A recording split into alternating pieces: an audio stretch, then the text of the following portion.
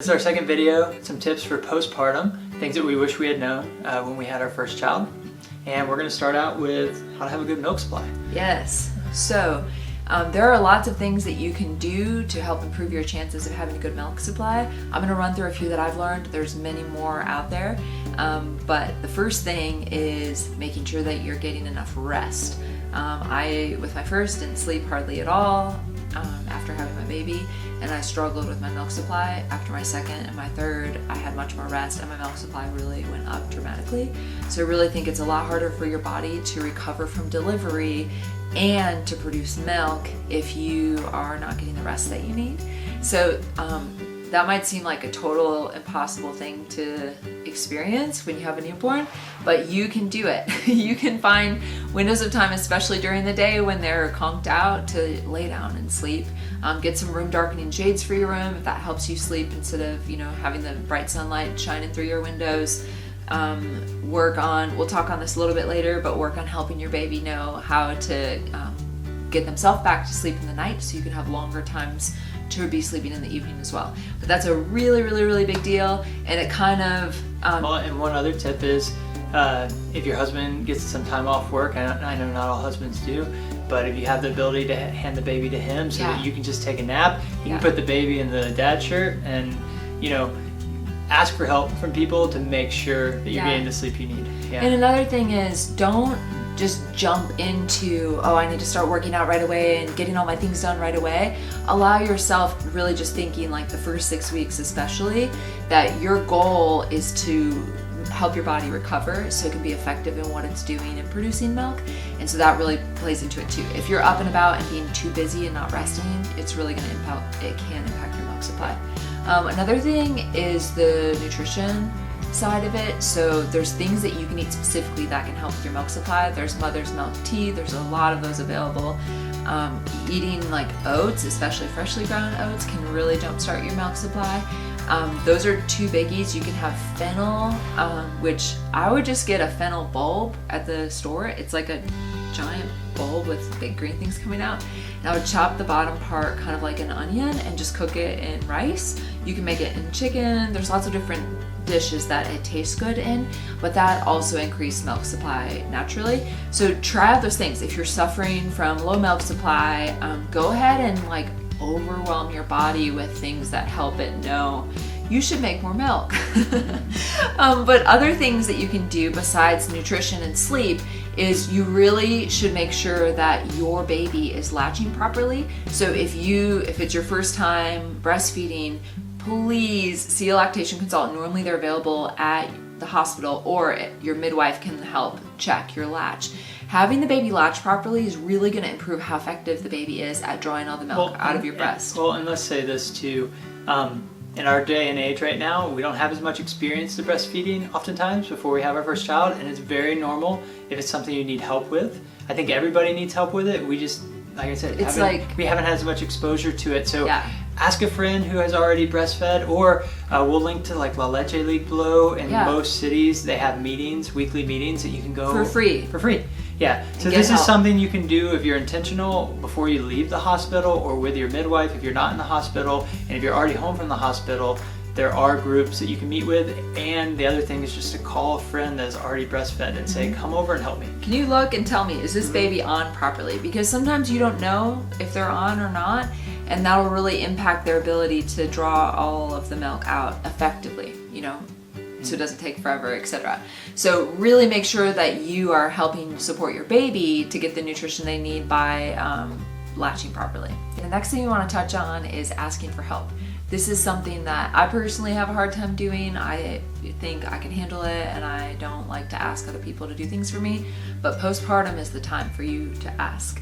So this is the time to ask people, can you bring me dinner, and just drop it off and not hang out and talk for a couple of hours. So that and the reason for that is so that you're getting the rest you need. And then go and then sleep and take care of your baby. So ask for help with meals.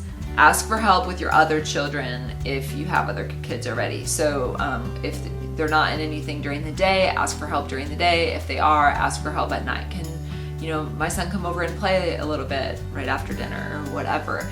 Part of this is helpful for them too, because then they're able to run around and play with friends and get that interaction that it's harder for you to give when you're taking care of a newborn and recovering. So really ask the people in your community, your neighbors, your family and friends, to come alongside and help with anything that you think of that would really help you be more effective at recovering. Yeah, and it's a good thing to be planning. Perhaps your husband has some vacation days he might be able to take so that he can stay home, and you can decide the strategy of how that'll be most helpful, whether that's he takes off a couple days in a row, or if he says, you know what, I'm going to use a day or two a week for the first couple weeks so that I can at least help for 1 or 2 days. Sure, but the bottom line is make sure you do it. Don't have the mentality that you can do it all. People like being able to pour into each other's lives, and you'll grow those relationships by asking. We want to touch on another one, which is nutrition for postpartum. Just as it was super important while you're pregnant to have quality nutrition, it's super important at this stage to have quality nutrition. Again, a really important thing to have is an awesome omega-3. The reason is, while you're creating breast milk, you're going to be using more of that. This is also going to help you with your mental state following having the baby, and it's just going to give you what you need to be recovering. If you want to speak on that a little. Sure.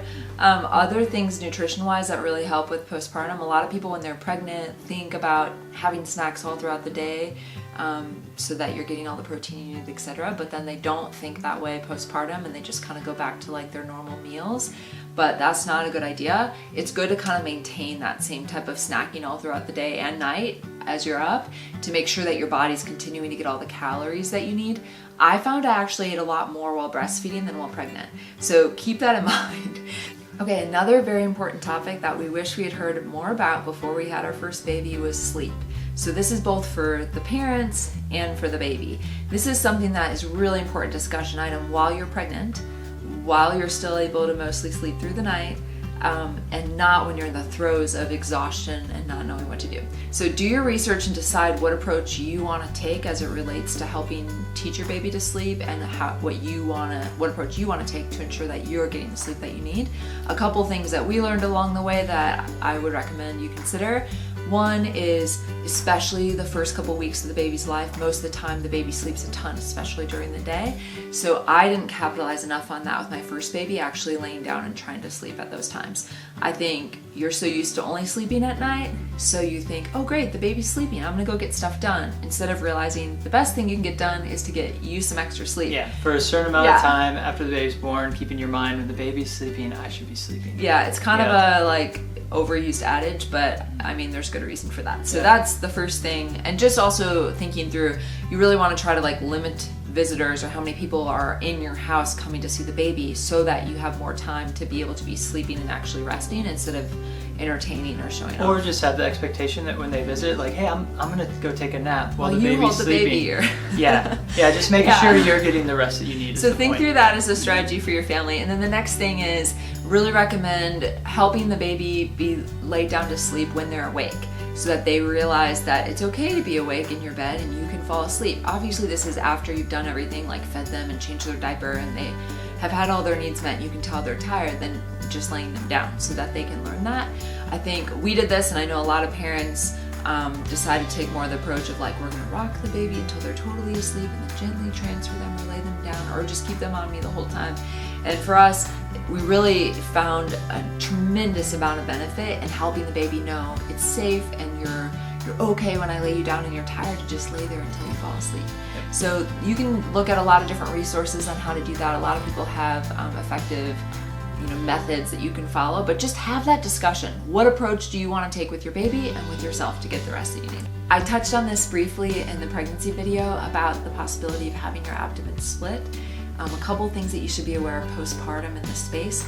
Do not do any kind of crunches or sit-ups the first couple of months after you have a baby. I actually had a midwife tell me to do that, and I believe that led to a lot of the split that I've experienced in my own body. So just know, don't do that. That's a bad idea. It is not the time to do crunches. Do look up online, or like Brian said in the pregnancy video, read that book about diastasis that talks about things, we'll link to it again below. Things that you can do to make sure that your abdomen is coming back together if it did split, or that it stays where it should be postpartum. So just be mindful of that. Don't be doing crunches. Continue to do kind of the same things that you were doing while you're pregnant, immediately postpartum, of leaning to the side to push up instead of sitting up. things like that, especially when you're holding your baby.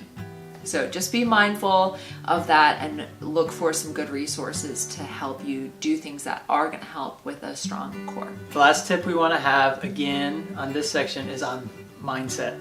And it's just this mindset that children are such a joy and a reward and a blessing. And this season of life you're in is so brief. Just like you're going to be in your pregnancy anymore, the amount of time that you're going to have this little newborn is very quick, and you want to enjoy the whole thing. And you don't want to have this mindset of like, oh, I'm just tired, or I'm not being able to do what I want to do. But instead have the mindset of, I get to spend this time with this newborn baby. I mean, what would you add to that? I just encourage you to just cherish that sweet time. I mean, newborns, they have like a sweet little smell to them. They're super cuddly. So just soak every last bit of that up, because before you know it, they're going to be toddling around, running around. You'll be like, come and give mama a hug, and they'll be like grabbing a ball instead. So just, it can be really intense and really involved in so many different ways, but we just want to encourage you to enjoy it. Yeah, well, and let's frame it this way, especially for the first time parents out there. It's all new to you, so you may have this thought of like, oh, it's so much. But for all the parents out there that have multiple children, they look at where you are and they say, oh, to have one child and a newborn again, I wish I could be there, because before they can move around, basically, if you have your baby carrier or your baby wearing shirt, you can take your child with you with whatever you're doing. You have this time where they're sleeping a lot during the day and you get to rest too, and you just get to enjoy them. You just have one kid to take care of. Yeah, you just get to enjoy them. It changes every season. You want to enjoy every season, but it's going to change when they can crawl and walk, etc. Yeah. This first year or so, when basically it's just a time for you to get used to being a parent, enjoy your child, and do life together. So we just hope you can delight in them in each and every moment, and encourage you to look for opportunities to do so. Yeah. All right, I hope this is helpful. Really do let us know if there's other topics that you want to hear about, because we'd be happy to share. These are just some of the top things that have made an impact on us that maybe you hadn't heard about Or yet. likewise, things that you wish you knew postpartum that were really helpful to you. So please share. Thanks for taking All right. the time to watch. Thank you. Bye.